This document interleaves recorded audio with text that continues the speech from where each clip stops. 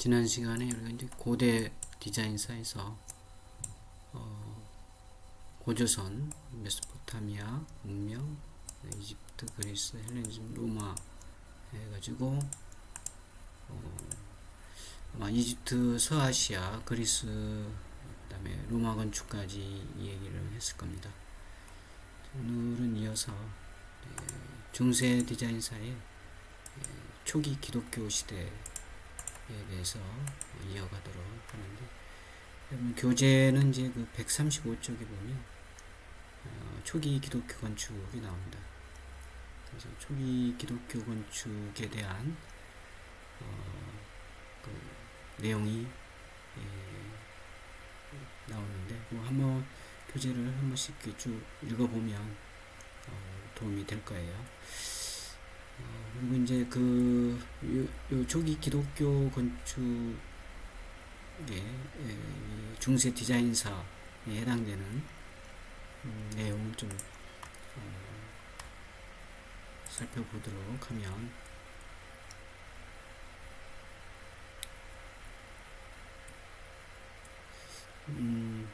이제 초기 기독교 건축의 중세 건축에 있어서 그 다음에 그 초기 기독교 건축이 있고, 비잔틴 건축, 로마네스크, 그 다음에 고딕 건축, 이렇게 생각할 수가 있고, 초기 기독교 건축에서 이제 전 시간에도 우리 그 살펴봤던 내용 중에 바실리카 교회당이 있습니다. 그래서 바실리카 교회당은 이제 교재에도 평면도가 나와 있는데, 이렇게 전형적인 바실리카 평면도를 보면 기도실이 이렇게 있고, 그 다음에 측랑, 양쪽에 측랑이 있고, 그 다음에 제단이 있고, 마지막에 기도실이 있고, 그 다음에 열주들이 이렇게 있는 거죠. 열주들이.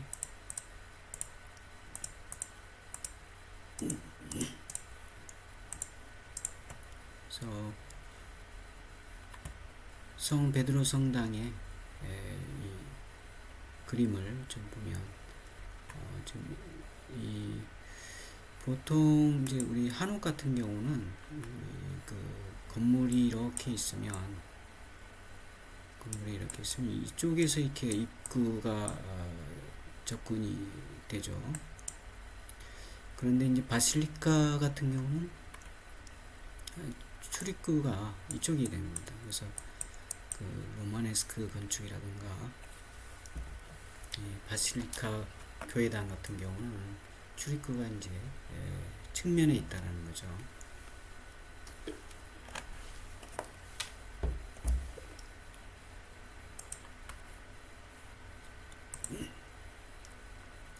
그 다음에 요 안에 지금 아트리움, 아케이드로 둘러싸인 공간이 이제 아트리움인데, 아트리움이 있고, 그 다음에 그 예배 공간, 프레스비테리움이 있게 되겠습니다. 그 다음에 비잔틴 건축에서는 동양과 서양의 만남이 이제 어우러진 그런 건축 양식이 되겠습니다. 대표적으로 이제 하기야 소피아 성당이 있습니다. 아직도 이제 터키의 이스탄불에 가면 좀 그대로 이제 볼 수 있게끔 되어져 있죠. 그래서 이게 이제 하기야 소피아 성당이 되겠습니다.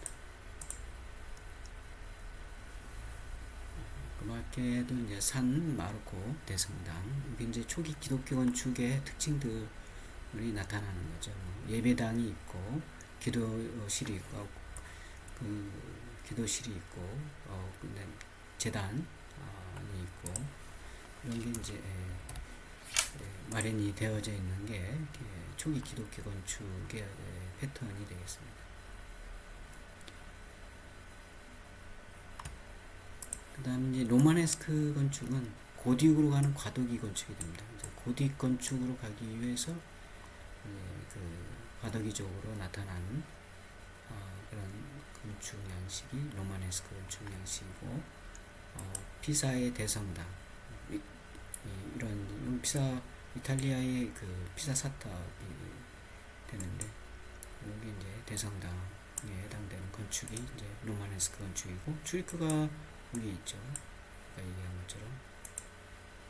그 다음에 이제 고딕 건축은 그 하늘을 향한 대성당으로 인해서 이러한 리브 볼트, 리브하고 볼트가 이렇게 존재하는, 그리고 이제 공간이 대성당에 걸맞게 이제 굉장히 대공간, 천장 인구가 높고 그런 상태가 되고, 거기에 또 장미창을 두어서 당시 그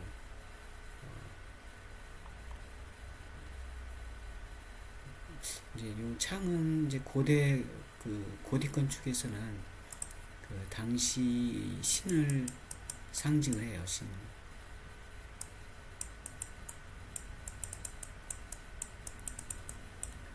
특히 이제 창에서 들어오는 빛, 요 빛이 이제 신을 이제 의미를 하는 그런 경우가 많다, 이렇게 보면 되겠습니다. 그 다음에 이제 플라잉 버트레스 구조인데, 이제 구조적인 고딕 건축의 구성 요소에 보면 리브 볼트가 이렇게 있고, 아까 봤듯이, 그 다음에 크리어 스토리, 그 다음에 트리포리움,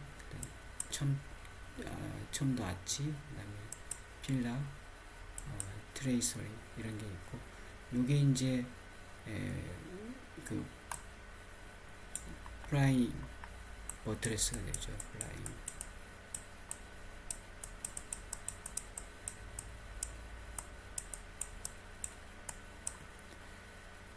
그래서 여기 이 그 리브 볼트나 이런 아치에서 내려오는 하중을 여기에서 이제 이러한 무게를 가지고 지탱할 수 있도록, 여기죠. 여기에 이렇게 이제 여기 플라잉 버트레스니까, 그래서 내려오는 하중을 여기서 다 받아서 집안에 이렇게 지지할 수 있도록 하는 시스템이 되겠습니다.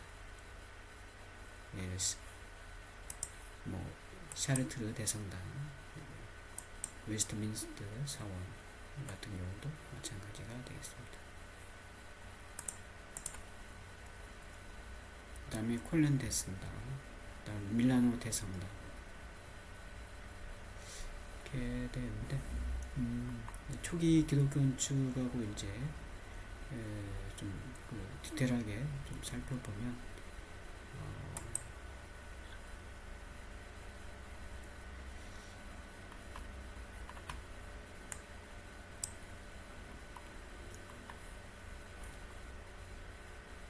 초기 기독교 건축의 개요인데, 물론 이제 교재에 보면 초기 기독교 건축의 이제 새로운 예배당의 필요성 해가지고 저자가 이제 나름대로 이렇게 설명을 필요성에 대해서 이렇게 설명을 해놨습니다. 이걸 한 번씩 같이 참고하도록 하고, 일단 전체적인 걸 좀 썸머리해서 살펴보면, 로마의 콘스탄티누스 황제의 이제 밀라노 칙령에 의해서 기독교가 이제 공인된 330년부터 이제 로마네스크 양식이 시작되고, 9세기경 사이에 기독교 건축이 이제 집중이 돼서 이탈리아 반도를 중심으로 유럽 지역에 전개된 건축 양식이 이제 기독교적인 건축 양식이 됩니다. 그래서 이러한 이제 그 배경이 있게 되겠고, 그다음에 그 초기 기독교 건축의 그 특성을 보면, 재료하고 그 구조를 보면, 재료나 구조에 있어서 새로운 기술이 개발되지 못해서 로마의 건축 양식을 이제 그대로 계승을 합니다. 그다음에 로마에서 사용됐던 두 가지 구조 방식을 이제 지속적으로 그대로 이제 초기 기독교 건축에 적용을 하죠. 첫 번째는 이제 기둥과 보에 의한 가구식 구조가 되겠고, 두 번째는 기둥과 아치에 의한 아케이드 구법, 이제 아케이드 구법이 사용이 되는 그런 게 이제 로마 건축 기술이 그대로 적용이 됩니다.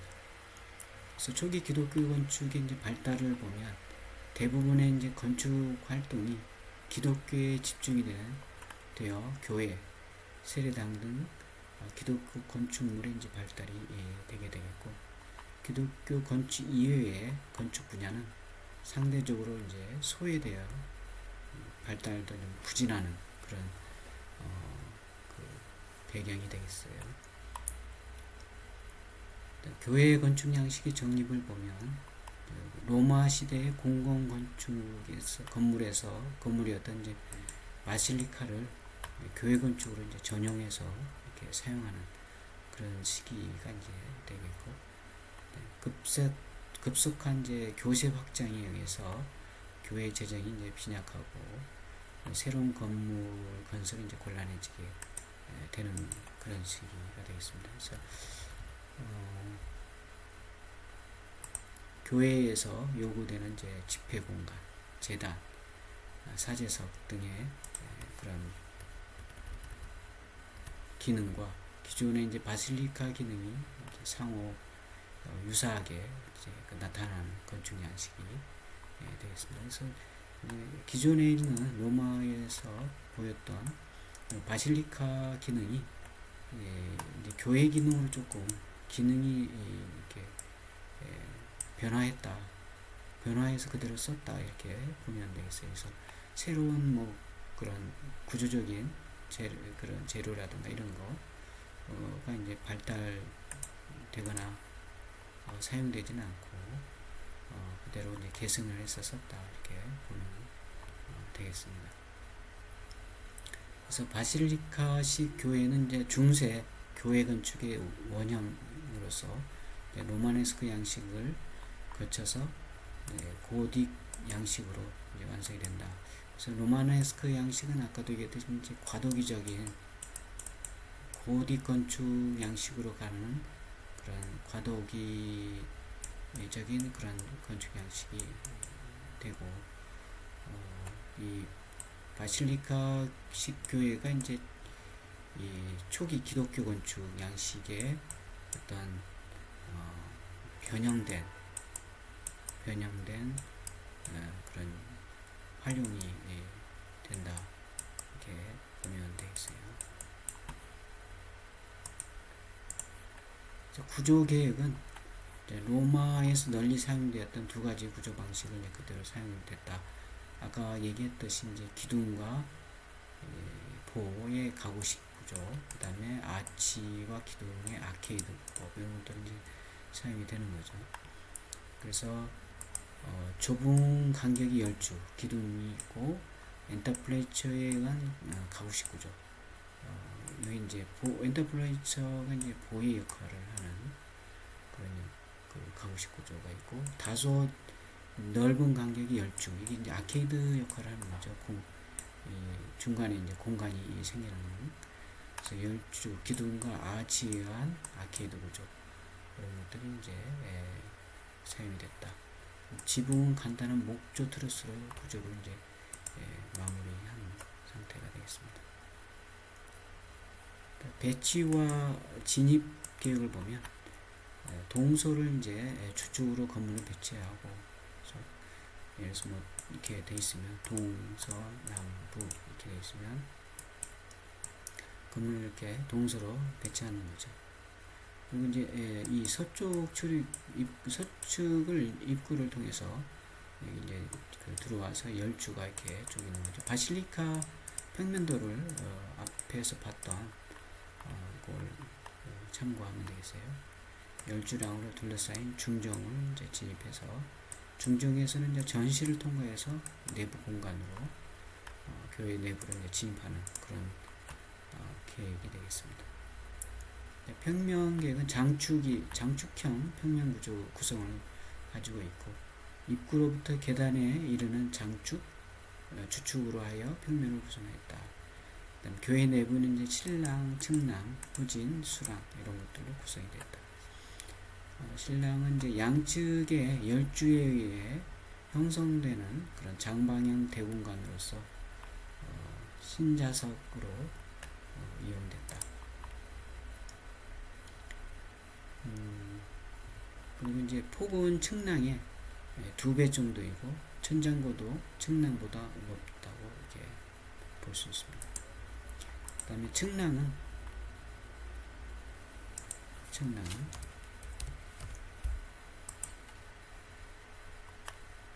열주에 의해서 신랑과 분리되고 신랑 양측에 이제 복도가 있는 그런 걸 이제 신랑, 우리가 아까 좀 자료를 봤었는데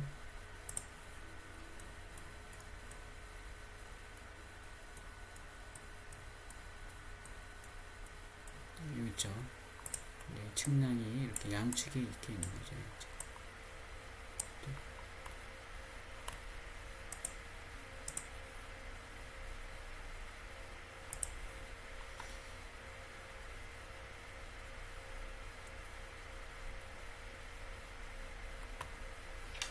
그리고 이제 폭은 측량의 반 정도이고, 그 다음에 천장의 높이는 신랑에 비해서 낮다. 그 다음에 후진, 신랑의 단부에 위치한 반원형 공간이 이제 후진이 되고, 계단과 사제석에 위치하고 있다. 중간에 이제 있는 거죠.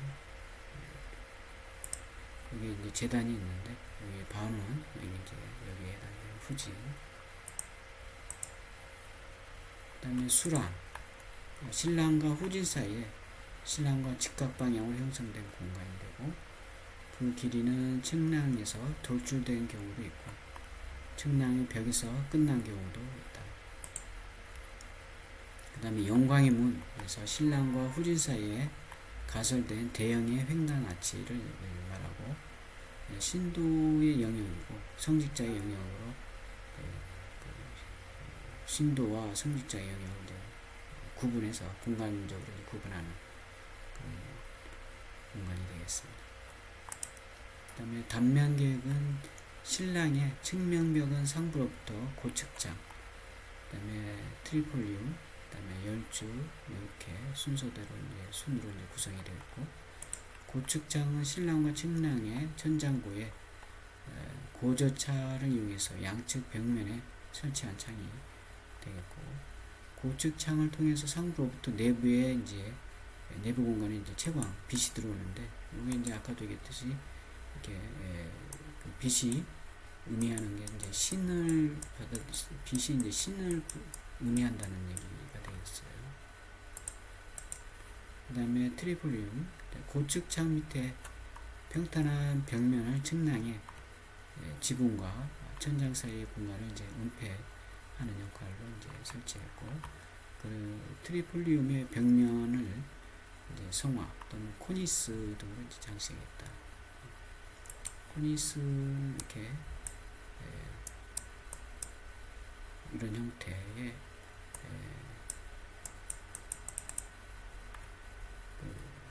장식을 두는 거죠.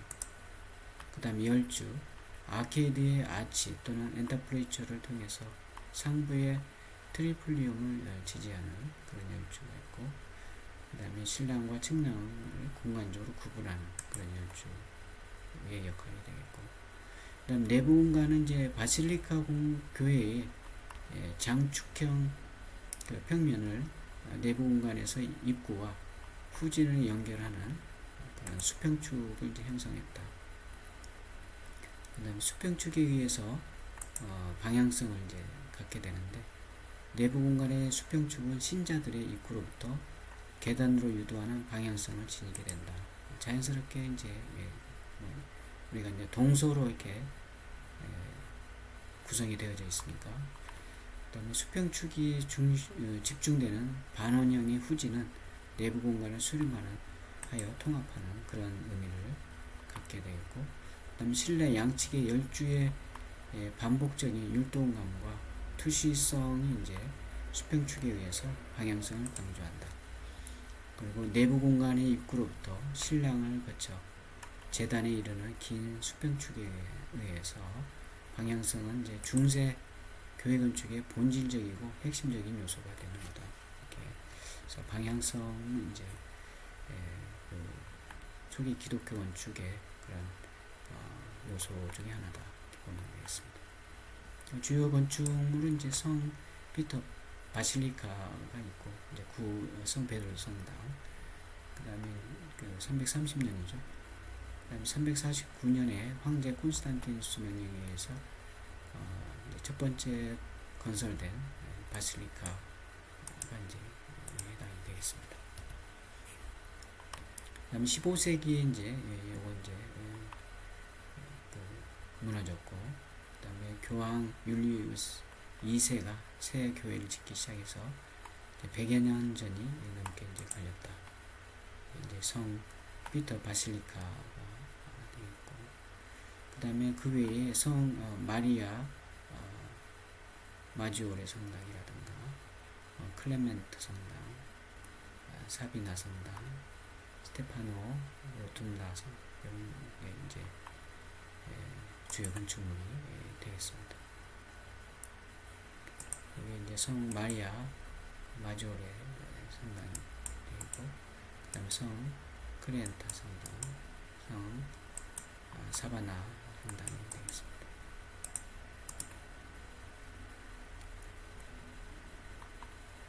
그다음에 이제 그 로마 고딕 건축으로 가기 과도기적인 건축 양식이 이제 로마네스크 건축 양식이 되는데, 로마네스크 건축을 조금 보면 개요는 그 당시 시대적 배경이라든가 그 내용을 보면 게르만 민족에 의해서 프랑크 왕국이 동유럽을 지배한 8세기 말부터 고딕 양식이 발생된 13세기 초까지 이탈리아를 중심으로 프랑스, 독일, 영국 등 유럽에서 교회 건축에 이제 집중이 되어서 전개된 그런 건축 양식이 로마네스크 건축 양식이고, 교회 건축이 초기 양식인 초기 기독교 양식으로부터 완성 양식인 고딕 양식에 이르기까지 과도기적인 그런 건축 양식이 되겠습니다. 특성을 보면 평면 구성은 초기 기독교 시대의 바실리카 교회의 장축형 평면을 이제 기본으로 그대로 사용했고, 규모를 확장해서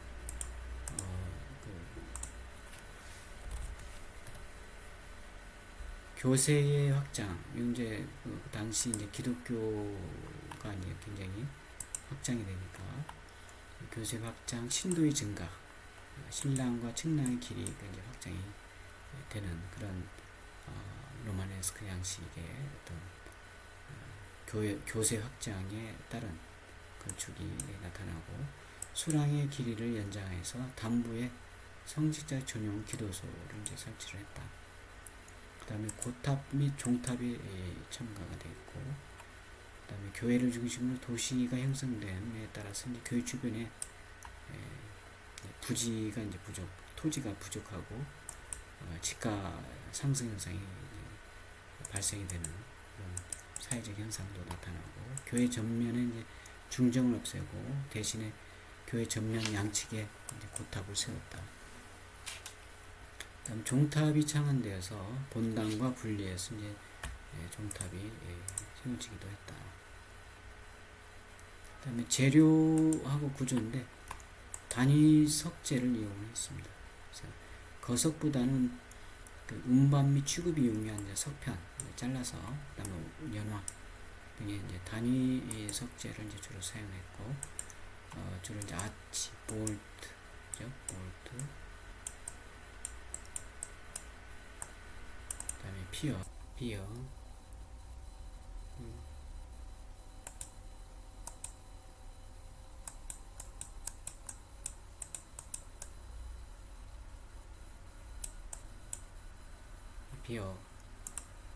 있죠 등을 이제 조정해서 사용을 했습니다. 교차 볼트 기법의 발달이 되었고, 종래 이제 목조 지붕틀과 천정을 내구적이고 방화적인 석조 보호투로 이제 대체했다. 초기에는 이제 배럴 보호투를 사용하였으나 구조적, 공간적 이제 불합리하고 채광성 문제가 이제 발생이 되었습니다. 그다음에 로마에서 사용되었던 정방향 교차 보호를 사용함으로써 구조적, 공간적 불합리성을 극복하고 채광상의 문제를 해결했습니다. 그다음에 교차 볼트에 이제 그 모서리에 반원형 아치의 리브를 덧대어서 구조적으로 보강하는 그런 구조가 나타나고, 리브를 통해서 전달하는 교차 볼트의 하중을 정방향으로 위치한 4개의 피어가 4개에서 이제 4점에서 지지를 하게 됩니다. 여기서 피어는 아까 피어 있었는데, 피어는 그 기둥과 같은 의미를 가져요. 교차 볼트라는 이제 볼트는 우리가 이제 알고 있을 거고, 교차는 이제 이렇게 겹치는 거죠. 이렇게 이런 식으로.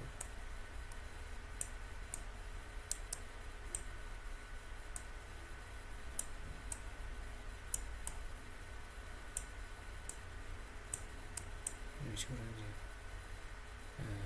형태, 이런 형태를 가진 볼트가 되겠어요.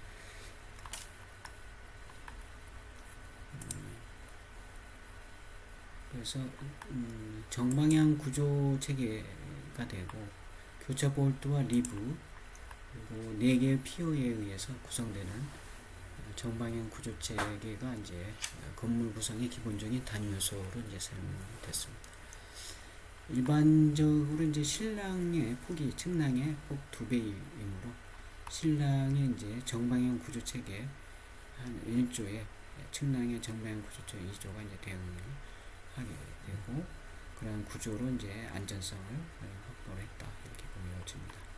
신랑과 측량의 볼트를 동시에 지지하는 굵은 기둥과 측량의 교차 볼트만을 지지하는 가는 기둥이 상대 교대로 반복되고 연속되며 이제 아케이드 열조를 형성하는 그런 시스템이 되겠습니다. 로마네스크 건축의 내부 공간은 이제 수평축에 의한 방향성을 이제 초기 기독교 건축하고 동일하게 갖게 되는데, 로마네스크 교회 내에서의 내부 공간은 이제 바실리카 교회의 장축형 평면에서 형성된 긴 수평축에 의해서 방향성을 그대로 지니게 됩니다. 입구에서 재단에 이르는 긴 수평축에 의해 방향성이 이제 로마네스크 교회 내부의 그런 그 내부 공간의 본질적인 특징을 가지게 됩니다. 그리고 연속성 그리고 율동성을 가지게 되는데, 정방형의 구조 체계가 반복되고 건물 전체를 구성함으로써 정방형의 구조 체계에 의해 형성되는 정방형 구조 공간이 내부 공간의 기본적인 단위 요소가 됩니다. 정방향 공간이 수평축을 따라 연속적으로 반복되고 내부 공간을 이제 구성을 하게 됩니다. 그 다음에 내부 공간은 정방향 공간의 반복 연속에 의해서 율동감을 이제 나타나게 되는 거죠. 율동성을 이제 보이는 창출하게 되겠고, 그 다음에 내부 아케이드 열주에서 나타나는 굵기, 강약이 교차 반복이 이제 율동감 더욱 강조한다. 어떻게 보면 이제 반복에 의한 그런 리듬, 평면의 리듬, 공간의 리듬을 주었다라고 볼 수 있죠. 형태와 장식인데, 외관은 이제 구조적 안정성 때문에 계구부의 면적이 적어 외관이 이제 중후하고 육중한 느낌을 가지게 됩니다. 그다음 종교적 분위기의 조성을 위해서 내부에 이제 추정하면서 외관은 이제 단순하고 간소했다. 장식으로는 고층차게 착색 유리를 장식을 했고, 내부에 이제 트리플리온 벽면을 이제 프레스코 기법으로 성화로 장식을 했습니다. 대표적인 건축물로는 이제 이탈리아의 로마네스크 건축의 지역별 특징으로서는 이제 북부 이탈리아 독일과 정치 문화적으로 밀접하여 북유럽의 게르만적 요소가 이제 가미되고 룸바르디아 지방을 이제 중심으로 이탈리아에서 로마네스크 양식이 이제 가장 발전이 많이 됐습니다. 그 다음에 중부 이탈리아는 로마를 중심으로 로마 양식과 초기 기독교 양식의 전통이 이제 깊은 그런 지역이 됩니다. 그 다음에 남부 이탈리아는 지리적 조건으로 인해서 해외와 교류가 활발하게 일어났습니다. 또 비잔틴, 사르네, 노르만 양식이 이제 혼합되는 교류에 의해서 이제 조금 혼합된 상태가 되겠고,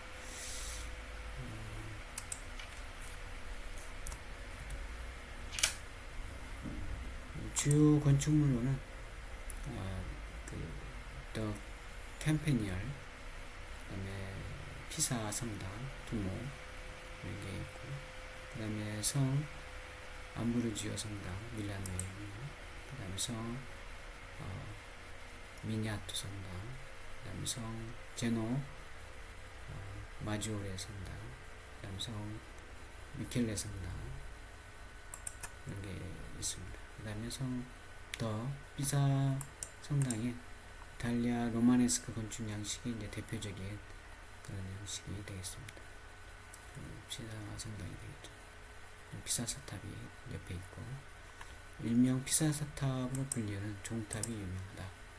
아무 기울어져 있는 피사 사탑이 유명하게 되죠.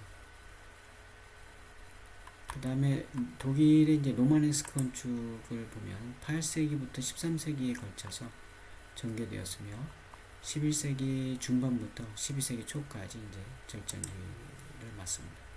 이탈리아 북부 룸바르디아 지방과 밀접한 교류를 통해서 건축 양식이 상호 유사한 그런 특징을 나타냅니다. 이 독일의 이제 로마네스크 양식의 주요 건축물로는 성 미카엘 교회, 그다음에 보름스 대성당, 그다음에 콜로니의 성사도 교회, 마인츠 대성당 이런 것들이 이제 있게 되었고, 그다음에 스페이어 대성당, 이게 이제 성 미카엘 교회가 되겠고, 이게 보름스 대성당이 되겠습니다. 유럽에 있어서 프랑스의 그 로마네스크 건축도 살펴볼 필요가 있는데, 8세기부터 12세기에 걸쳐서 전개된 그런 건축 양식이 되겠고, 프랑스에서 이제 고딕 양식이 발생이 된 직접적인 역할을 이제 하게 됩니다. 아까도 얘기했듯이 이제 로마네스크 양식은 고딕 양식으로 가기 가도기적인 건축 양식이 되기 때문에 그런 역할을 했다. 주요 프랑스에 나타난 그 로마네스크 건축 양식의 건축물은 여기 있네요. 클루니 수도원이라든가 앙콜렘 성당, 그다음에 성 프롱 성당 이게 있게 되겠습니다. 여기 이제 콜루니 수도원이 되겠고, 스케치 아마 현존하지 않은 모양입니다. 그 다음에 성 브롬 대성당이 되겠습니다. 또 영국의 로마네스크 건축은 노르만 시대를 중심으로 전개되었기 때문에 노르만 양식이다 이렇게 불리기도 합니다. 영국은 주요 건축물로는 이제 더렘 성당이라든가 이리 성당, 성 존스 교회 이렇게 있습니다. 이제 지금 우리가 이제 중세 디자인사의 초기 기독교 시대, 그 다음에 이제 로마네스크 양식 이렇게 보고 있는데, 비잔틴, 고딕, 르네상스, 바로크, 로코코 이런 것들은 이제 또 이어서 살펴보도록 하기로 합니다. 자, 오늘은 여기서 마치도록 하고 이어서 네, 그 디자인사에 있어서 그 아르누보에 대한 내용을 이어서 듣기 바랍니다. 그리고 이제 뭐 지금 나와 있는 내용들을 조금 교재를 통해서 여러분들 한번 살펴보는 시간을 갖도록 하기 바랍니다. 자, 이상 마치도록 합니다.